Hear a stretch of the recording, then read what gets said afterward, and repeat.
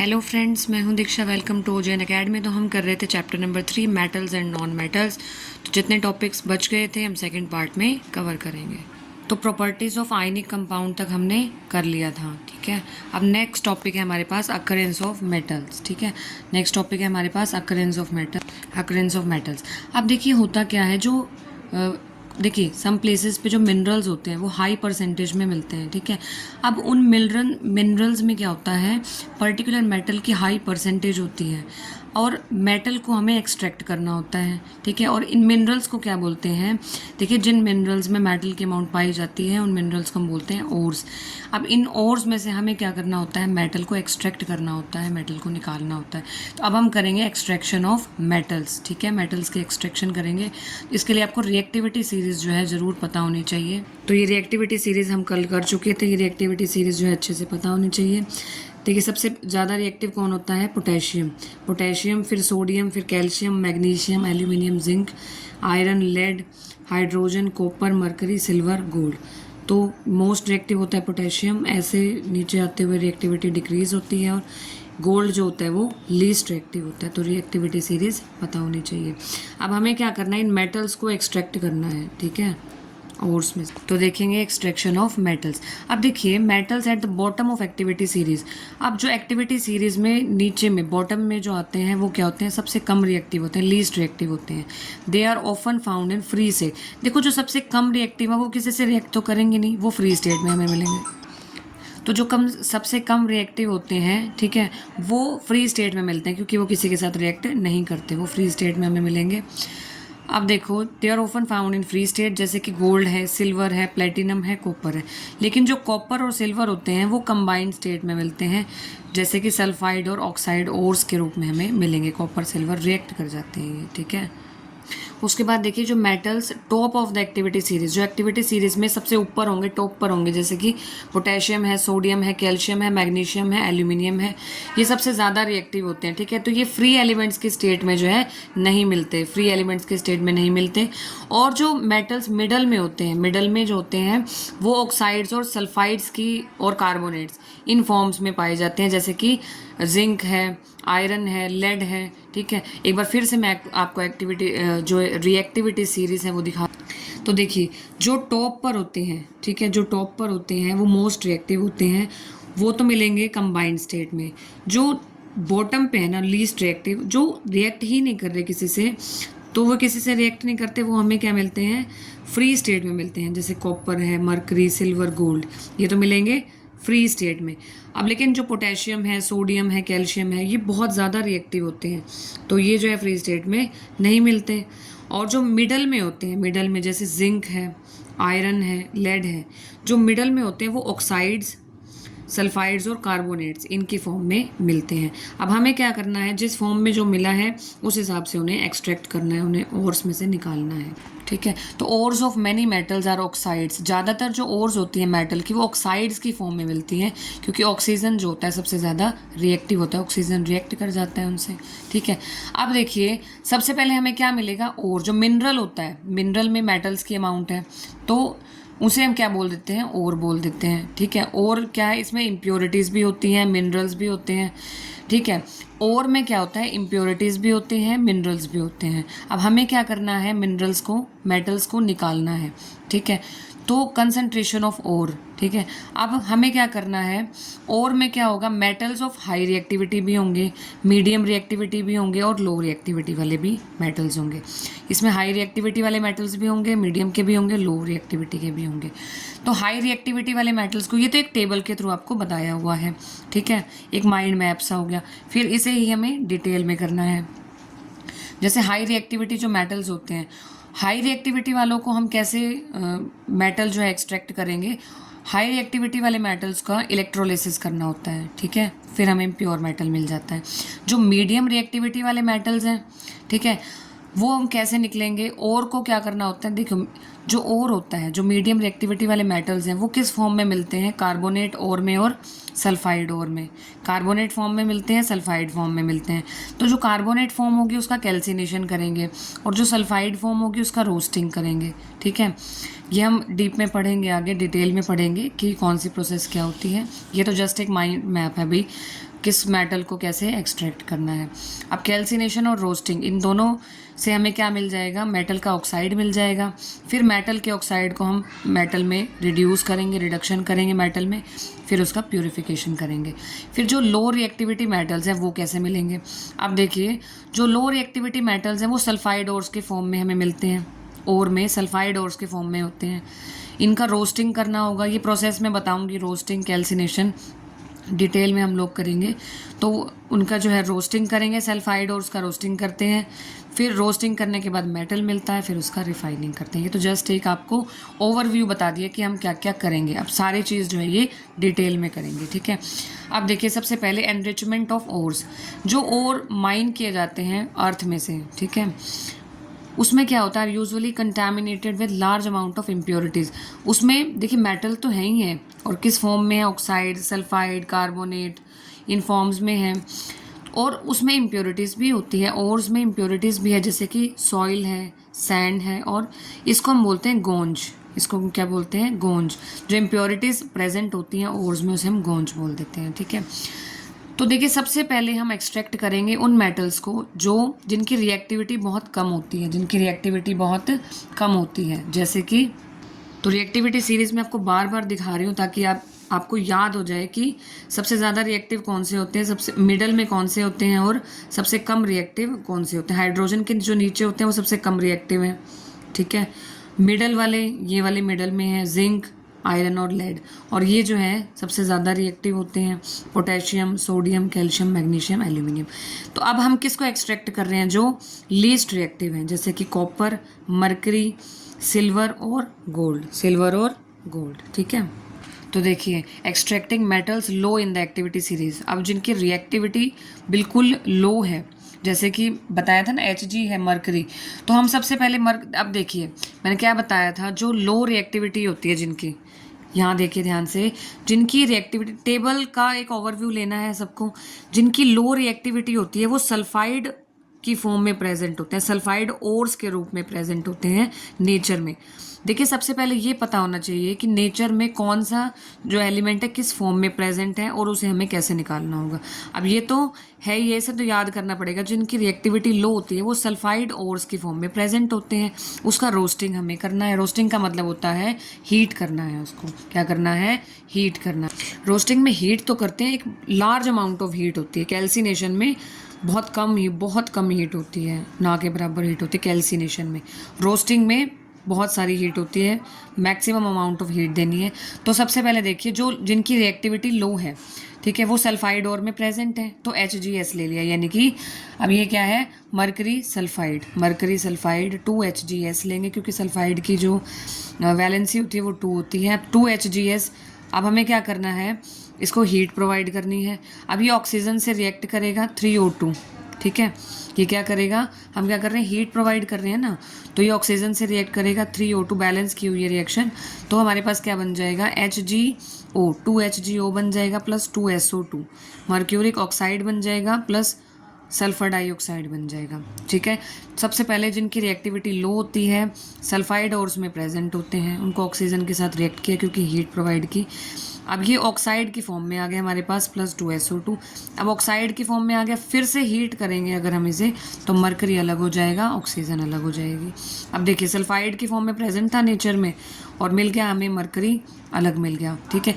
इस HgS mercury sulphide को हम सिनाबार भी बोलते हैं।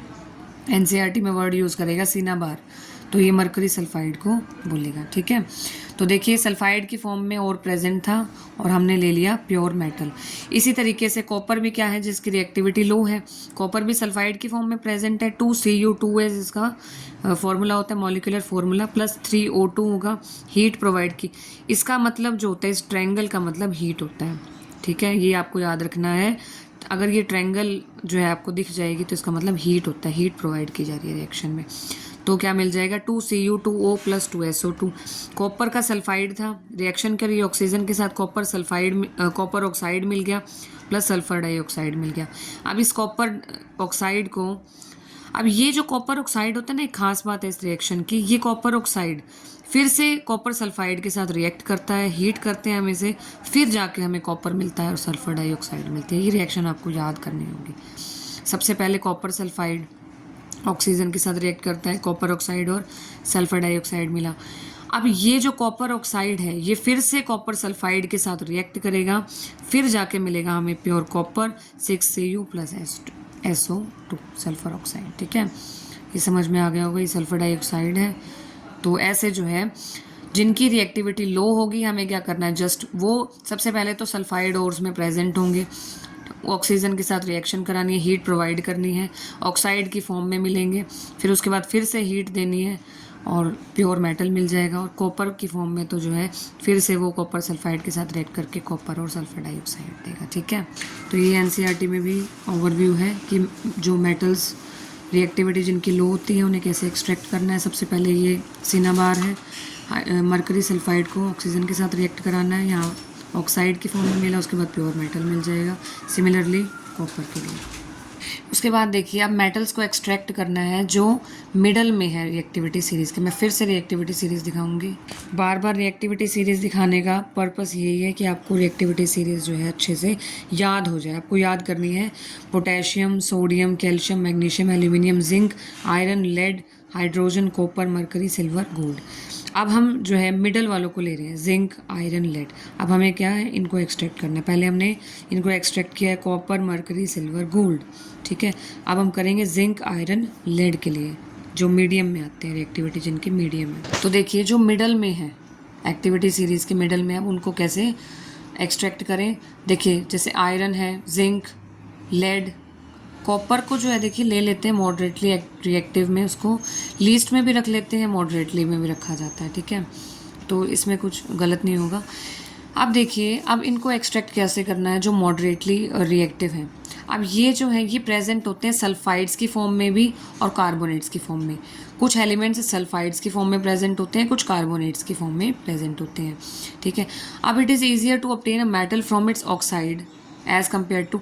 अब देखिए मेटल के ऑक्साइड से तो मेटल बनाना बहुत आसान है, लेकिन सल्फाइड और कार्बोनेट में इतना ईजी नहीं है। तो हम क्या करेंगे, सबसे पहले मेटल सल्फाइड्स और कार्बोनेट्स को मेटल ऑक्साइड में कन्वर्ट कर लेंगे, क्योंकि ऑक्साइड मेटल के ऑक्साइड से मेटल निकालना बहुत ईजी है। तो हम क्या करेंगे, मेटल सल्फाइड और मेटल कार्बोनेट को मेटल ऑक्साइड में चेंज कर लेंगे, फिर मेटल ऑक्साइड से मेटल निकाल लेंगे। ठीक है, तो अब हमें करना क्या है, sulphide ores are converted into oxides by strong heating in presence of excess air. अब देखिए जो सल्फाइड ओर होते हैं, जैसे कि मैंने अभी पहले बताया था, जो सल्फाइड ओर होते हैं उनको कन्वर्ट करेंगे ऑक्साइड में, कैसे, स्ट्रॉन्ग हीट करके in the presence of excess air. इस प्रोसेस को रोस्टिंग बोलते हैं, जैसे अभी हमने किया था। रोस्टिंग का मतलब होता है जैसे सल्फाइड ओर है, किसी भी ओर्स को हम एक्सेस हीट प्रोवाइड करेंगे। ठीक है, तो अब रोस्टिंग करेंगे सल्फाइड ओर्स की। सल्फाइड ओर्स की रोस्टिंग होती है और कार्बोनेट ओर्स की कैल्सिनेशन होती है। रोस्टिंग में मैक्सिमम एक्सेस एयर प्रोवाइड की जाती है और कार्बोनेट्स को चेंज किया जाता है ऑक्साइड्स में, उनको हीट करके इन लिमिटेड एयर। इस प्रोसेस को कहते हैं कैल्सिनेशन। रोस्टिंग क्या होगी, sulphide ores are converted into oxides by strong heating in the presence of excess air. तो जब सल्फाइड ओर को मेटल ऑक्साइड में चेंज किया जा रहा है और एक्सेस एयर में, वो रोस्टिंग प्रोसेस है। कार्बोनेट ओर को मेटल ऑक्साइड में चेंज किया जा रहा है लिमिटेड एयर में, बहुत कम एयर में, कम जो है हीट प्रोवाइड करेंगे। इस प्रोसेस को कैल्सिनेशन बोलते हैं। ठीक है, अब देखिए सबसे पहले रोस्टिंग करेंगे।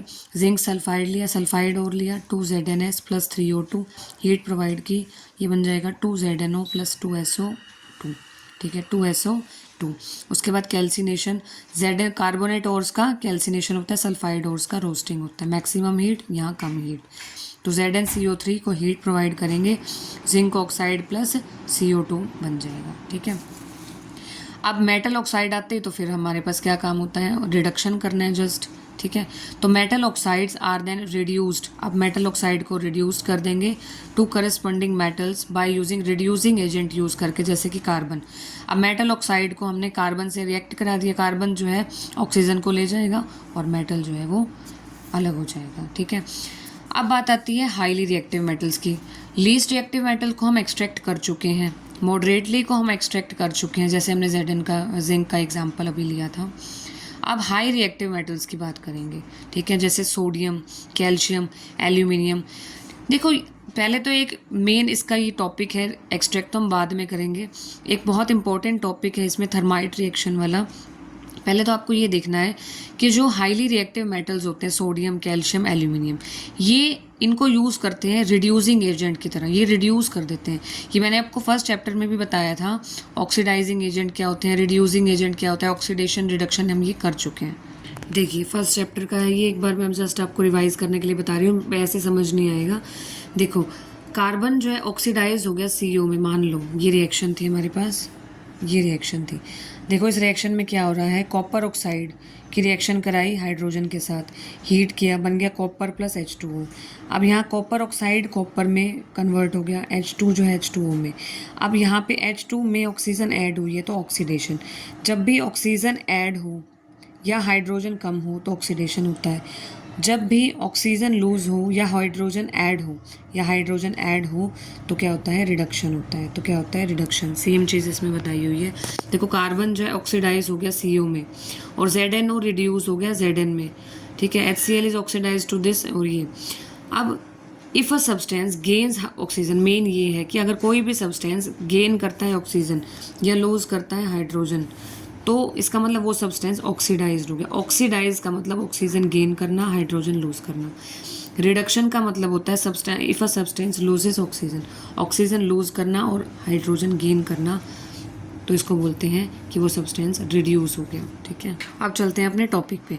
जो ये हाईली रिएक्टिव मेटल्स होते हैं जैसे सोडियम, कैल्शियम, एल्यूमिनियम, ये रिड्यूसिंग एजेंट की तरह काम करते हैं। मतलब ये क्या करेंगे, जैसे हमने डिस्प्लेसमेंट रिएक्शन देखी थी ना फर्स्ट चैप्टर में, ये क्या करेंगे, डिस्प्लेस कर देंगे जो लीस्ट रिएक्टिव मेटल है ना, उनको डिस्प्लेस करके उनको अलग कर देंगे और खुद जो है वो खुद ऑक्सीजन के साथ रिएक्ट कर जाएंगे, खुद ऑक्सीजन के साथ रिएक्ट कर जाएंगे। इसलिए इन्हें रिड्यूसिंग एजेंट भी बोला जाता है। रिड्यूसिंग एजेंट क्या करते हैं, अब जो कम रिएक्टिव होगा ना उसको अलग कर देंगे और खुद ये ऑक्सीजन के साथ अटैच हो जाएंगे, खुद ही ऑक्सीजन के साथ अटैच हो जाएंगे, ठीक है। अब जो ऑक्सीडाइज्ड होता है ना, जैसे हमने किया था कि जब भी कोई सब्सटेंस ऑक्सीजन गेन करेगा, हाइड्रोजन लूज करेगा, तो वो सब्सटेंस ऑक्सीडाइज्ड होता है। ऑक्सीडाइज करता कौन है, रिड्यूसिंग एजेंट, ठीक है। और रिडक्शन करता कौन है, रिड्यूस करता कौन है, ऑक्सीडाइजिंग एजेंट। ये थोड़ा सा उल्टा होता है। आपको बस इतना याद रखना है कि जो हाईली रिएक्टिव मेटल्स होते हैं वो रिड्यूसिंग एजेंट की तरह काम करते हैं। इसका मतलब वो डिस्प्लेस कर देते हैं। डिस्प्लेसमेंट रिएक्शन की थी ना, लीस्ट रिएक्टिव मेटल जो इनसे कम रिएक्टिव मेटल होगा उसको डिस्प्लेस करके अलग कर देंगे, ठीक है। जैसे 3MnO2 + 4Al, ये क्या है, एल्यूमिनियम है और ये मैग्नीज ऑक्साइड है, ठीक है। तो 3Mn मिल गया, यहाँ से 2Al2O3 मिल गया प्लस हीट मिल गई। High amount of heat release होती है इस रिएक्शन में, ठीक है। तो ये जो है डिस्प्लेसमेंट रिएक्शन का भी एग्जाम्पल है, ठीक है। तो हाईली रिएक्टिव मेटल्स क्या होते हैं, रिड्यूसिंग एजेंट होते हैं। ये कम रिएक्टिव वालों को, लीस्ट रिएक्टिव वालों को डिस्प्लेस करके अलग कर देते हैं और खुद जो है ऑक्सीजन के साथ रिएक्ट कर जाते हैं। एक सबसे इंपॉर्टेंट रिएक्शन है थर्माइट रिएक्शन, बहुत बहुत इंपॉर्टेंट है। इसमें आयरन का ऑक्साइड जो है, आयरन ऑक्साइड एल्यूमिनियम से रिएक्ट करता है। अब हमें क्या करना है, एल्यूमिनियम को आयरन ऑक्साइड के साथ रिएक्ट कराना है। अब रिएक्ट करने के बाद, अब देखिए एल्यूमिनियम क्या है हमारे पास, अब एल्यूमिनियम क्या है, आयरन से ज़्यादा रिएक्टिव है, आयरन से ज़्यादा रिएक्टिव है ना, तो ये क्या करेगा, इसको रिड्यूस। तो एल्यूमिनियम हमेशा रिड्यूसिंग एजेंट का काम करता है। रिड्यूसिंग एजेंट का मतलब ये कम रिएक्टिव मेटल को डिस्प्लेस करके अलग कर देगा और खुद ऑक्सीजन के साथ अटैच हो जाएगा। तो Fe2O3 + 2Al, अब ये रिएक्शन होगी तो क्या फॉर्म होगा, 2Fe + Al2O3 प्लस हीट। अब जो ये रिएक्शन है इसको बोलते हैं थर्माइट रिएक्शन। और ये रिएक्शन कहाँ यूज़ होती है, रेलवे ट्रैक्स में, और देखिए रेलवे ट्रैक्स में यूज़ करते हैं, और मशीन पार्ट्स जो होते हैं ना उनको क्रिएट करने के लिए ये रिएक्शन यूज़ की जाती है, थर्माइट रिएक्शन। तो बहुत इंपॉर्टेंट है, इसको ध्यान से करना है। Fe2O3 आयरन ऑक्साइड एल्यूमिनियम के साथ रिएक्ट करता है, रिएक्ट करने के बाद आयरन बनता है, एल्यूमिनियम ऑक्साइड बनता है और हीट बनती है। मेन जो कॉन्सेप्ट है इन दोनों रिएक्शन में क्या है कि जो हाईली रिएक्टिव मेटल्स होते हैं ये रिड्यूसिंग एजेंट होते हैं, रिड्यूस कर देते हैं, ठीक है, रिड्यूस कर देते हैं किसको, तो ठीक है, ये क्या करते हैं, इसको डिस्प्लेस कर देंगे लीस्ट रिएक्टिव मेटल्स को। आई होप समझ में आ गया। अब देखिए एक्सट्रैक्ट करने हैं मेटल्स जो टॉप पे हैं एक्टिविटी सीरीज में, जो हाईली रिएक्टिव हैं, अब उनको एक्सट्रैक्ट करना है। तो देखिए कैसे एक्सट्रैक्ट करेंगे। अब देखिए carbon can not reduce the oxides of sodium, magnesium, calcium and aluminium. पहले तो हम ये देख चुके हैं कि जो हाईली रिएक्टिव मेटल्स हैं वो क्या होते हैं, रिड्यूसिंग एजेंट की तरह काम करते हैं, और हमने जो इंपॉर्टेंट रिएक्शंस पढ़ी। अब हमें एक्सट्रैक्ट करना है जो बहुत रिएक्टिव होते हैं ना। तो देखिए कार्बन जो है इनको रिड्यूस नहीं कर सकता, oxides of sodium, magnesium, potassium, calcium, aluminium to metals, क्योंकि ये जो मेटल्स होते हैं ना इनकी एफिनिटी ऑक्सीजन की तरफ बहुत ज़्यादा होती है। ये जो मेटल्स हैं इनको ऑक्सीजन से अलग करना आसान ही नहीं है, क्योंकि ऑक्सीजन के साथ तो मिलेंगे ही मिलेंगे, क्योंकि बहुत रिएक्ट कर जाते हैं, हाईली रिएक्टिव हैं टुवर्ड्स ऑक्सीजन, क्योंकि ऑक्सीजन के लिए इनकी एफिनिटी बहुत ज़्यादा होती है। ठीक है, तो कार्बन इनको रिड्यूस तो कर नहीं सकता। तो अब हमें करना क्या है, These metals are obtained by electrolytic reduction of their molten chlorides। अब ये मेटल्स कैसे मिलेंगे, इलेक्ट्रोलिटिक रिडक्शन से मिलेंगे। अब हमें करना क्या, देखिए इनकी मोल्टन क्लोराइड्स को हमें क्या करना है, जो हाईली रिएक्टिव मेटल्स हैं, तो जो हाईली रिएक्टिव मेटल्स होंगे वो मोल्टन क्लोराइड्स की फॉर्म में मिलेंगे हमें, समझ गए। अब इन मोल्टन क्लोराइड्स का करना है इलेक्ट्रोलिटिक रिडक्शन। मैंने बताया था इलेक्ट्रोलिटिक रिडक्शन में हम क्या करते हैं, इलेक्ट्रोड्स फॉर्म कर देंगे, बैटरी से अटैच कर देंगे, करंट पास करेंगे। ठीक है, जो लिक्विड स्टेट में होगा ना उसमें करंट पास कर देंगे, उसके बाद जो आयन्स है वो अलग हो जाएंगे। ठीक है, पॉजिटिव आयन और नेगेटिव आयन जो है वो अलग अलग हो जाएंगे, कैथोड एनोड पे अलग मिल जाएंगे हमें। ठीक है, तो मेटल्स आर डिपॉजिटिज है, जो मेटल्स हैं वो डिपॉजिट हो जाएंगे कैथोड पे। जो कैथोड होता है नेगेटिव चार्ज इलेक्ट्रोड, तो कैथोड पे जो है पॉजिटिव आयन्स आ जाएंगे और एनोड पे जो है वो नेगेटिव आयन्स मिल जाएंगे, जैसे क्लोरीन है। अब जो देखिए जो हाईली रिएक्टिव मेटल्स हैं वो क्लोराइड्स की फॉर्म में हमें मिले, मोल्टन क्लोराइड्स की फॉर्म में हमें मिले। तो क्लोराइड्स है मतलब क्लोरीन होगा। क्लोरीन कैसा होता है, जब इलेक्ट्रिसिटी पास करेंगे तो ये नेगेटिव हो जाएगा, नेगेटिवली चार्ज हो जाएगा, और जो मेटल है वो पॉजिटिवली चार्ज हो जाएगा। तो पॉजिटिव चार्ज जो मेटल है वो कैथोड पे आ जाएगा, क्योंकि कैथोड पे नेगेटिव चार्ज है, समझ रहे हो ना। और एनोड जो कि पॉजिटिव चार्ज है उस पर क्लोरीन आ जाएगा, क्योंकि क्लोरीन पे नेगेटिव चार्ज है। Basically positive pay negative attract होता है, नेगेटिव पे पॉजिटिव अट्रैक्ट होता है। तो देखिए कैथोड पे क्या होता है, नेगेटिव चार्ज होता है, तो इस तरीके से पॉजिटिव चार्ज मेटल्स कैथोड की तरफ आ जाएंगे, और एनोड पे पॉजिटिव चार्ज होता है तो नेगेटिव चार्ज आयन जैसे कि क्लोरीन आयन ये जो है एनोड पे आ जाएंगे। ठीक है, तो देखिए कैथोड पे जो है Na आयन आ जाएगा। अब जो आयन्स की फॉर्म में है Na आयन क्या करेगा, कैथोड पे इलेक्ट्रॉन ले लेगा कैथोड से और Na की फॉर्म में हमें मिल जाएगा, और 2 क्लोरीन आयन जो है वो एनोड पे चले जाएंगे और 2 इलेक्ट्रॉन जो है लूज करके और Cl2 फॉर्म में आ जाएंगे। ये इसलिए क्योंकि क्लोरीन जो है वो मॉलिक्यूलर फॉर्म में एग्जिस्ट करता है। तो आपको ये बेसिक प्रोसेस आई होप समझ में आ गई होगी। सबसे पहले क्या करना है, जो जिनकी रिएक्टिविटी सबसे ज़्यादा होती है, जिन मेटल्स की रिएक्टिविटी सबसे ज़्यादा है, जैसे सोडियम, पोटेशियम, ये मोल्टन क्लोराइड्स की फॉर्म में हमें मिलेंगे नेचर से। अब मोल्टन क्लोराइड्स की फॉर्म में मिल गए, अब हमें करना है उसका इलेक्ट्रोलिटिक रिडक्शन। इसका मतलब हमें करंट पास करना है।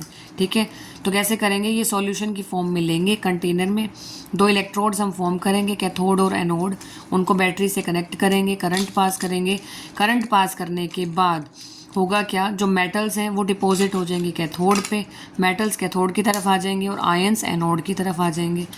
अब कैथोड पे आने के बाद जो Na आयन है इलेक्ट्रॉन लेके ये Na मेटल बना लेगा, और जो क्लोरीन आयन है 2 इलेक्ट्रॉन लूज करके क्लोरीन मॉलिक्यूल बना लेगा।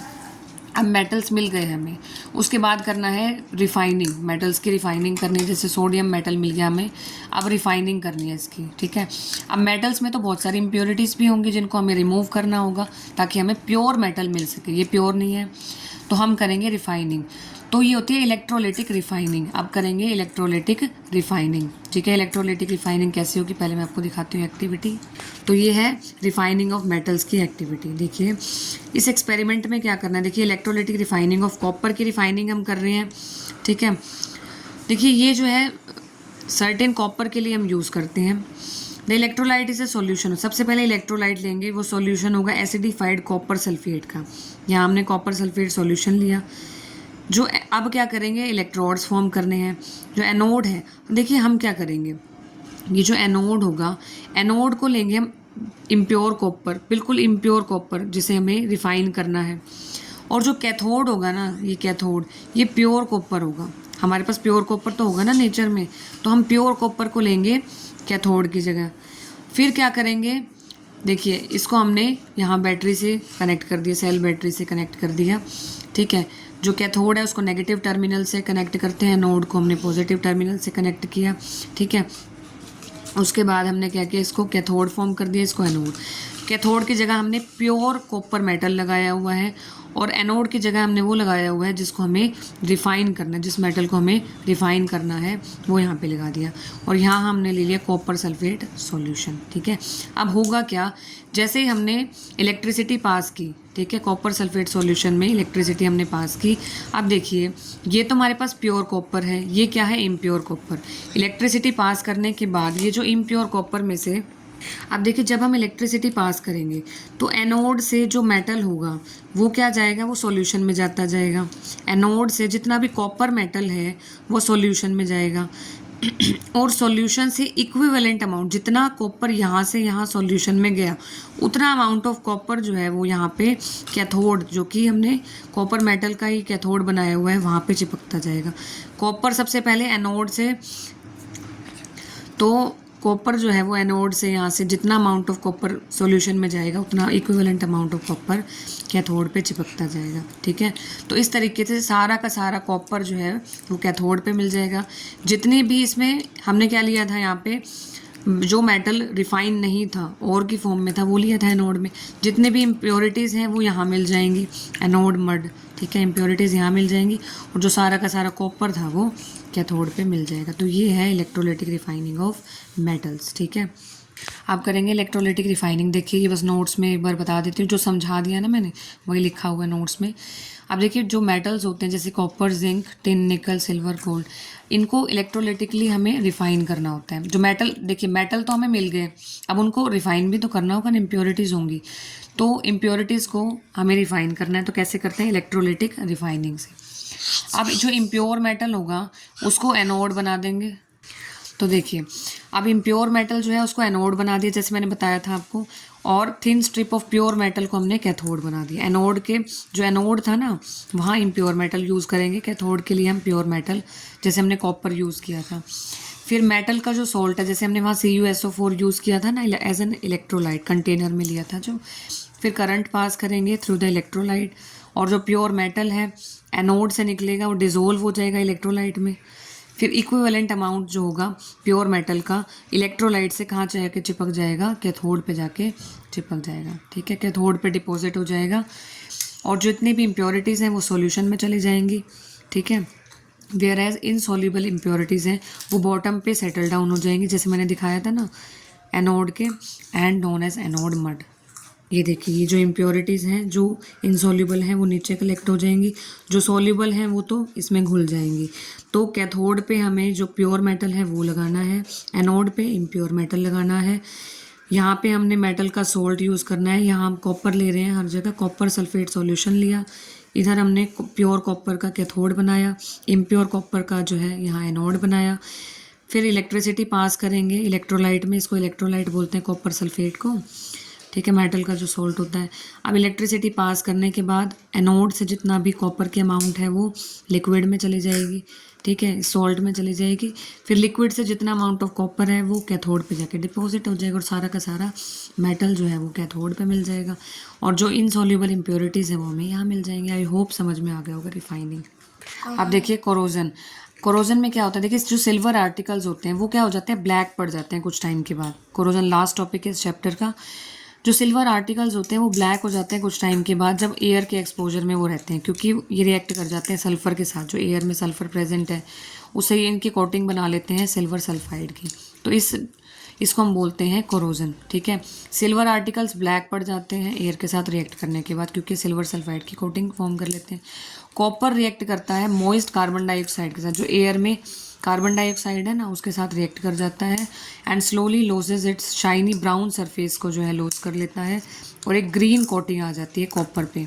सिल्वर ने जो है कोटिंग बना ली थी सिल्वर सल्फाइड की, कॉपर पे जो है कोटिंग आ जाएगी ग्रीन कलर की और इसको बोलते हैं कॉपर कार्बोनेट, कॉपर कार्बोनेट। जैसे सिल्वर में सिल्वर सल्फाइड की लेयर आ गई थी, कॉपर पे कॉपर कार्बोनेट की आ जाएगी।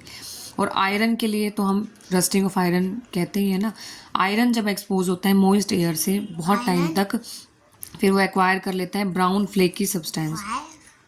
तो आयरन जब एयर से जो है रिएक्ट करता है, एयर के एक्सपोजर में रहता है, तो बहुत टाइम तक जब रहेगा तो ब्राउन फ्लेकी सब्सटेंस की कोटिंग में जो है वो चेंज हो जाएगा। इसको बोलते हैं रस्ट, रस्टिंग ऑफ आयरन बोलते हैं। ठीक है, अब हमें देखिए, ये तो है कोरोजन। कोरोजन का मतलब है खराब हो जाना। जैसे ये जो मेटल्स हैं वो एयर में बहुत टाइम तक रहने के बाद ये खराब हो जाएंगे। जैसे सिल्वर पे सिल्वर सल्फाइड की कोटिंग बन गई जब ये एयर में काफ़ी टाइम रहा। कॉपर जब कार्बन डाइऑक्साइड के साथ रिएक्ट करेगा, जो एयर में कार्बन डाइऑक्साइड है, तो उसके बाद इस पे एक लेयर आ जाएगी जिसका नाम है कॉपर कार्बोनेट। आयरन जब बहुत टाइम तक जो है एयर में रहेगा तो उस पर वो जो है ब्राउन कलर का हो जाएगा, जिसको हम बोलते हैं रस्ट। ठीक है, ब्राउन कलर की कोटिंग आ जाएगी जिसको रस्ट बोलते हैं। तो इसका मतलब ये जो मेटल्स हैं कोरोड हो रहे हैं, मतलब ख़राब हो रहे हैं। अब प्रिवेंशन कैसे करनी है कोरोजन से, मतलब इन्हें ख़राब होने से कैसे बचाना है। तो रस्टिंग ऑफ आयरन कैसे प्रिवेंट कर सकते हैं? पेंटिंग से। पेंट कर दो, ऑयल कर दो, ग्रीस कर दो, गैल्वेनाइजिंग कर दो, क्रोम प्लेटिंग, एनोडाइजिंग बताया था ना, एनोडाइजिंग क्या होता है, और मेकिंग एलोइज। उसके बाद गैल्वेनाइजेशन से हम प्रिवेंट कर सकते हैं कोरोजन। गैल्वेनाइजेशन क्या होता है? ये एक मेथड होता है जिससे जो है स्टील को प्रोटेक्ट कर सकते हैं, आयरन को प्रोटेक्ट कर सकते हैं बाय फ्रॉम रस्टिंग। कैसे करेंगे? जिंक की लेयर फॉर्म करके। अगर हम आयरन और स्टील पे जिंक की लेयर बना देंगे ना, तो हम उनको जो है प्रोटेक्ट कर सकते हैं, क्योंकि जिंक जो है वो ऑक्सीजन से डील कर लेगा। ठीक है, उनके साथ रिएक्ट कर लेगा, लेकिन इन्हें बचा लेगा, आयरन और स्टील को। उसके बाद iron is most widely used metal but can not be used in pure state, क्योंकि आयरन जो होता है वो बहुत सॉफ्ट होता है। तो आयरन को जब हम मिक्स करते हैं कार्बन के कुछ अमाउंट से, तो ये हार्ड और स्ट्रॉन्ग हो जाता है। उस फॉर्म में हम इसे यूज़ कर सकते हैं। ठीक है, और when iron is mixed with nickel and chromium we get stainless steel. अब देखिए, एक मेन चीज़ होती है, अब एलॉयज बनाएंगे। अब देखिए, कुछ मेटल्स को प्रोटेक्ट करने के लिए हम एलॉय फॉर्म में उन्हें यूज़ करेंगे। ठीक है, आयरन जो होता है प्योर स्टेट में हम यूज़ नहीं कर सकते क्योंकि सॉफ्ट होता है, तो आयरन को हम निकल और क्रोमियम के साथ मिक्स करके यूज़ करते हैं। तो इससे हमें क्या मिल जाता है? स्टेनलेस स्टील, जो कि हार्ड होता है और रस्ट नहीं लगता उस पर। ऐसे तो आयरन पे रस्ट लग जाएगा, करोड हो जाएगा, ख़राब हो जाएगा। तो आयरन में मिक्स कर देंगे निकल और क्रोमियम, जिससे वो स्टेनलेस स्टील में कन्वर्ट होगा। निकल और क्रोमियम, निकल क्रोमियम जो है मिक्स कर देंगे, जिससे स्टेनलेस स्टील फॉर्म हो जाएगा। तो आयरन, निकल और क्रोमियम जब मिक्स हो गए तो स्टेनलेस स्टील बन गया। अब ये हार्ड होता है और रस्ट नहीं होता। फिर आता है एलॉय। क्या होता है? एलॉय जो होता है होमोजीनियस मिक्सचर, मतलब सेम अमाउंट में ऐड करने हैं 2 और मोर मेटल्स। ठीक है, या फिर मेटल नॉन मेटल ये भी ऐड कर सकते हैं, मिक्सचर लेना है इनका। तो एलॉय क्या होता है? होमोजीनियस मिक्सचर ऑफ 2 या 2 से ज़्यादा मेटल्स, या फिर मेटल और नॉन मेटल। अगर कोई एक मेटल मरकरी आ जाए, ठीक है, और दूसरा कोई मेटल हो या नॉन मेटल हो, तो जो एलॉय बनेगा उसको एमलगम बोलते हैं। और जो इलेक्ट्रिकल कंडक्टिविटी होती है और मेल्टिंग पॉइंट होता है एलॉय का जो कंडक्टिविटी है और मेल्टिंग पॉइंट कम होता है प्योर मेटल से। ठीक है, अब जो एलॉय का हमारे पास कंडक्टिविटी और मेल्टिंग पॉइंट क्या आ जाएगा? लो होता है प्योर मेटल से। अब लास्ट पॉइंट है जो प्योर गोल्ड होता है, जैसे 24 कैरेट गोल्ड, वो क्या होता है? बहुत ही सॉफ्ट होता है और सूटेबल नहीं होता कि हम उसे ज्वेलरी बना सके, बहुत ज़्यादा सॉफ्ट होता है। तो हम इसे एलॉय करते हैं किसके साथ? सिल्वर और कॉपर के साथ, ताकि हम ज्वेलरी बना सकें। इंडिया में 22 कैरेट गोल्ड जो है वो यूज़ करते हैं ऑर्नामेंट्स बनाने के लिए, ज्वेलरी बनाने के लिए, गहने बनाने के लिए। ठीक है, तो ये था आपका कंप्लीट चैप्टर। आई होप आपको बहुत अच्छे से समझ आ गया होगा। तो ये था आपका चैप्टर 3 कंप्लीट। आई होप आपको समझ में आ गया होगा। तो मिलते हैं नेक्स्ट वीडियो में नेक्स्ट चैप्टर के साथ। तब तक के लिए बाय बाय।